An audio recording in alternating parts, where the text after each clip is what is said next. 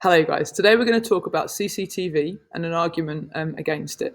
My name's Alexis Quinn, I'm the author of Unbroken, and I've been subject to a significant amount of restrictive practice. So, I applied for 2 jobs about a month ago, and those jobs asked for a DBS check just about last week. And when that happened, I absolutely froze. I've been in hospital for 3.5 years, and I escaped 5 years ago from hospital whilst under section. And in hospital, a number of things happened, and one of those things, which I'm going to talk to you about today, resulted in a criminal charge being made against me. So when I was asked for a DBS check, I froze. I actually froze, like rooted to the floor, like heart racing, mind flooded. And it took me quite a long while to calm, because these are the life-limiting things which happen from being in hospital. And, you know, my DBS is no longer clean because of the care that I received or didn't receive whilst I was inside. And, you know, I don't want to miss out on these job opportunities. And I shouldn't have to miss out. You know, hospital should be something that helps me, not something that limits me. Now, I'm not a naturally aggressive person or a violent person. In fact, I'm a school teacher. I'm 6'1". I'm a gentle giant. Anyone that knows me will tell you that. However, when I was in hospital, I was reacting as an autistic person to the environment. And that environment, because it aggravated my sensory system, the hospital environment in itself aggravated my sensory system, made me into the danger that I was told that I was, where I was exhibiting challenging behaviour in response to the environment which I was being kept in. Now, my behaviour, and I hate that word, wasn't volitional, okay? It was autistic behaviour. And I didn't decide to do anything. I didn't decide, there was no intent to hurt anybody. Yet, because of that environment, and because staff always react with restraint, with seclusion, with restrictive practice, I ended up getting charged by the police and criminalised, basically, for my actions. So this vlog is going to explore everything that's wrong, I think, with making surveillance in hospital for patients a thing. I think it's dangerous. I think it breaches our human rights, and I think it's counterproductive. I also think that if CCTV is the answer, then we're asking the wrong questions again. So here goes. When I was in hospital, as I've explained to you, my freedom was taken, my dignity was taken, my right to family life was taken. I was sent hundreds of miles away from home. My right to watch my daughter grow up, my right to be free from inhumane and degrading treatment. Now, CCTV, we're going to add it, and that's going to compromise my right to privacy. So I've already lost all of those things. And now we're talking about compromising the right to privacy. Now, for any of you that have read my book, on chapter 23 of my book, I describe the event, which is now life-limiting. My ability to get, successfully get a job and have paid, meaningful employment. Now, I remember back to that event. As I told you, it was captured on CCTV. Do I watch the footage when it's shown to me? They talk about the footage in which a HCA grabs me. I'm in a meltdown. A HCA grabs my arm and pulls on her own 6'1" of me by the arm. Now, my skin's on fire. I'm a 6'1" autistic athlete in a meltdown where my skin's on fire and a HCA grabs me. Now, I'm sure you know what happens next. I tried to pull her off. I tried to pull her off. She was holding my arm. That's how I was feeling at the time, and she grabbed my arm. Now, I pull away, and that poor woman, I can't even barely remember the incident, because when I'm in a meltdown, that there's no intention. But she fell over my size 11 feet, and unfortunately, tragically, she broke her ankle on the way down. She went into a panic attack, and I sat watching her, feeling the most awful, disgusting, horrible person in the world, whilst also feeling like that picture that you're seeing there. And I went into a shutdown. And that image of what happened is ingrained on my mind. It's etched into my mind forever. And the feelings that were associated with that, the feelings of sheer panic and pain, are in my mind forever. So no officer who comes to my door 6 months later to charge me with a crime, who wants to show me the footage, no, I do not need to see my very worst moments replayed to me on CCTV for the benefit of you prosecuting me. It replays in my mind often enough. Officer, thank you very much. Now, the irony of all this is that, while crimes are being committed against us, our human rights being breached by being warehoused or being subject to abusive staff, we ourselves are being criminalised for our natural, normal autistic reactions. Staff are actively encouraged to report so-called assaults. Now, these often occur because, like mine, I was reacting to an intolerable situation. I was in a meltdown, I had no control. Or staff want to increase our security levels. So, for example, when they wanted to send me to forensic, they were encouraged to report every single minor scrap and scrape that happened from a meltdown. It doesn't matter that I was literally black and blue.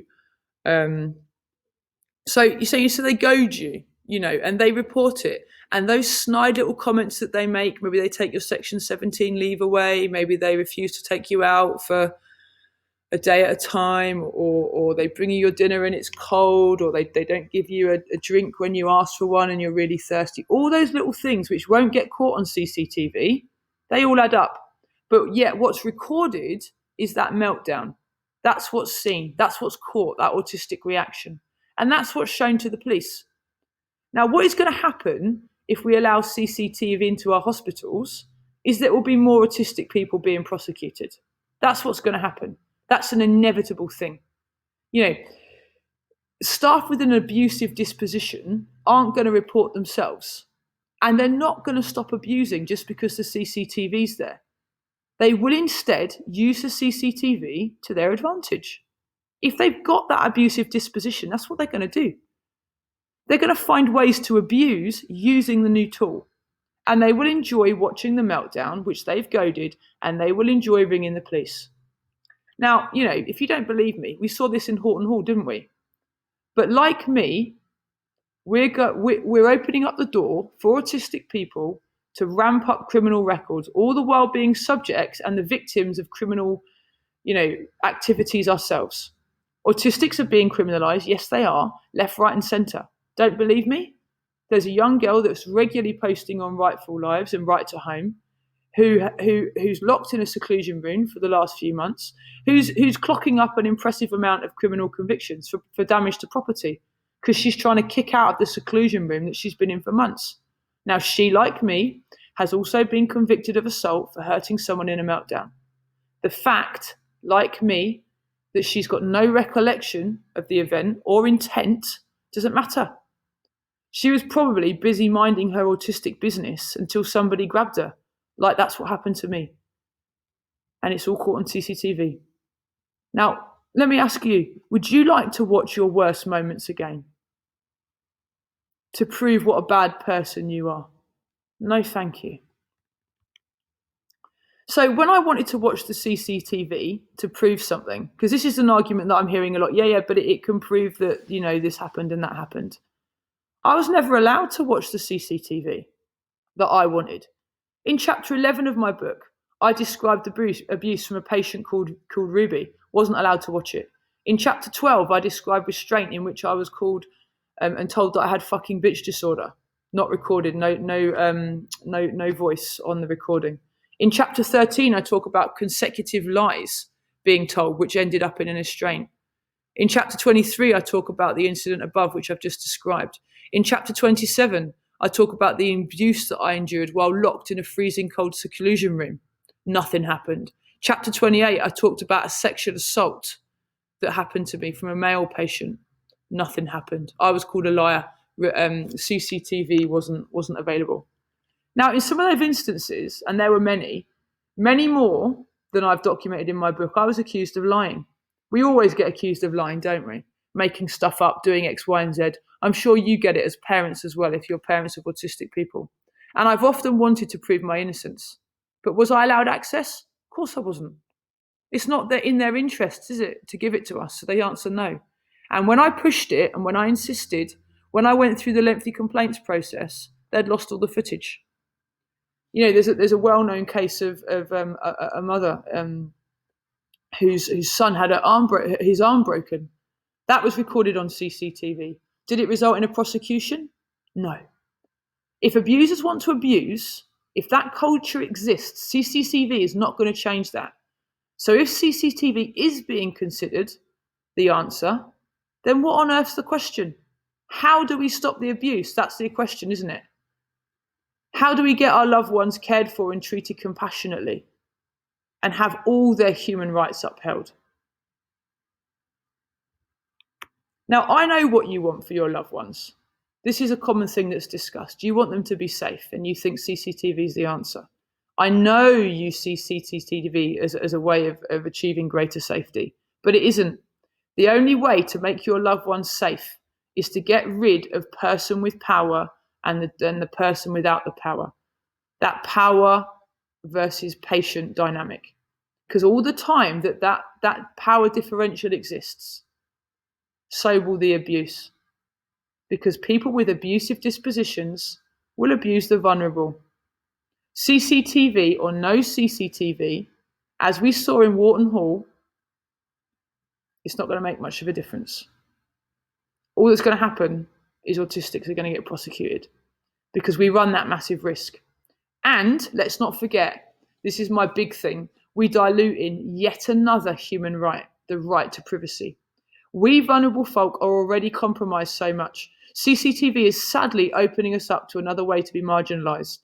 Through criminalisation, abusive cultures will use everything they have and they will sidestep the effective aspects of CCTV. I've been elbowed, pinched, have my limbs contorted in all manners of all directions, and none of it would have been caught on CCTV. If your son, your daughter's being held down and somebody's pinching them in a restraint, it's not going to get caught. The only thing that would be caught is the fact that your child needed restraining. Now, would you like your children's worst moments preserved forever, used against them? Now, I heard arguments at a recent CQC event for the use of CCTV. And people said, well, it's used everywhere, so what difference does it make? Service users themselves said that, you know, they just get used to it. The thing is that, yes, CCTV is used everywhere. It is used in supermarkets, but you choose to go to a supermarket. You can leave if you don't want to be recorded. It's not in your house. Your house is a surveillance-free zone. And I heard arguments that, you know, the right to be free from inhumane and degrading treatment should trump the right to privacy. And I say again, the only way to ensure safety is to provide proper community provision so that people can live in their own homes on a normal street with a care team of their choosing to get rid of that power differential. So what's the answer? Just look at those pictures. Look what happened to me in hospital. That was me before. That was me in hospital in those two middle ones, and that was me at the end. And you can hear me speaking to you right now. We have got to work towards deinstitutionalization. We've got to work towards a culture change. We've got to improve regulation. We've got to improve pathways to discharge. These are actual goals that are in transforming care, and we need to actualize these. The CQC's out of sight, out of mind report hit the nail on the head. We've got to push for that change because there's so much we can do before we resort to taking away people's right to privacy. We shouldn't be in a position to decide which human rights are best for our loved ones. We're human. We deserve all of those rights. Now, it's difficult to justify the installation of CCTV on a large scale because it can't be argued as least restrictive because there's so much more we can do before we use CCTV. Now, I urge the people that are pro-CCTV to consider my points. I don't have all the answers. I only have my experience. I know it's a unique experience and that's all I've got, but I do think that it's a voice worth considering on this topic. Because for me, what could have made things much worse, even more worse than what I already endured, was having it all preserved on a tape. Because you know what? Every time I went into meltdown in hospital, I would be petrified in case it was going to be used against me. That's an added stress that our loved ones don't need to have, and that you don't need to have sitting at home. Now, look, I'm not against I'm not against CCTV, and I'm not against all surveillance. Let's push for covert human surveillance to go into hospitals under the guise of, say, agency staff. And I'm not against other regulatory bodies using voice recordings. They're less invasive. But rolling out CCTVs in hospital is something that I can never, ever get on board with. As well as ending up a traumatized storyteller, I would also have a criminal record as long as your arm. Now, ironically, a criminal record forced upon me by the criminal actions of those charged with looking after me. So let's think carefully, folks. What can we accept? What can't we accept? I personally can't accept diluting more human rights. And I can't accept the fact that CCTVs are the answer. Because if it's the answer, as I've said, what questions are we asking?